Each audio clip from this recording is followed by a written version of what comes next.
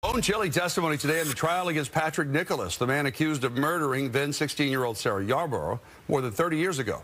The jury heard from the two boys who are now men who found Sarah. What they saw that day led to sketches, a tough task for teen boys who worked with law enforcement for years hoping to catch the killer.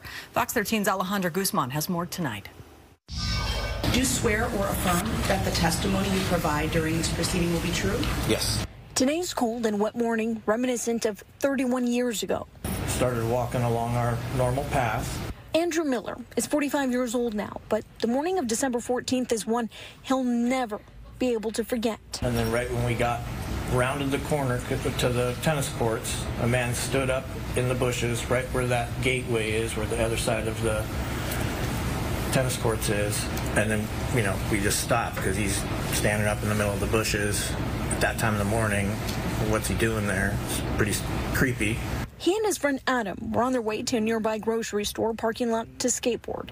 Their commute interrupted. He squared off towards us. It was a few seconds of just staring at us, which is why we stopped walking, because he was standing there staring at us. I looked to my left, and that's where I saw Sarah. A heartbreaking and unforgettable sight. Sarah Yarborough, a daughter, sister, student, and drill team member, murdered. Her life cut short at just 16 years old. It's really hard to say. A girl that was most likely dead,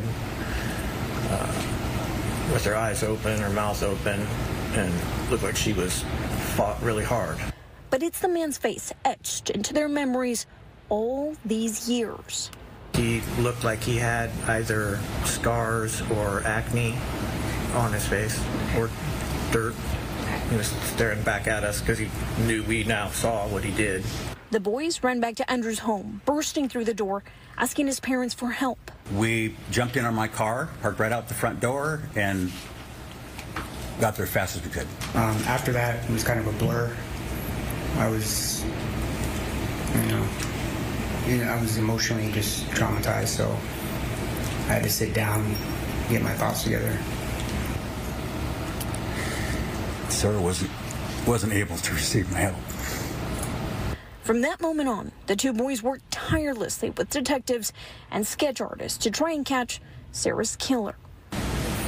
It was tough because I felt responsible to help, and I wanted to help bad. Flipped it over and it was like perfect. I don't know how he was able to get everything out that I was explaining to him so perfectly, but that drawing that he did was perfect. Everything about it's more accurate. The length of the face, But the hair. complexion, the hair, it's just more realistic.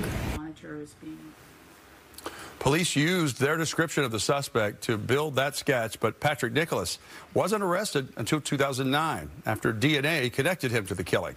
The defense plans to challenge the method used to ID him through genetic genealogy, as well as the accuracy of the sketch.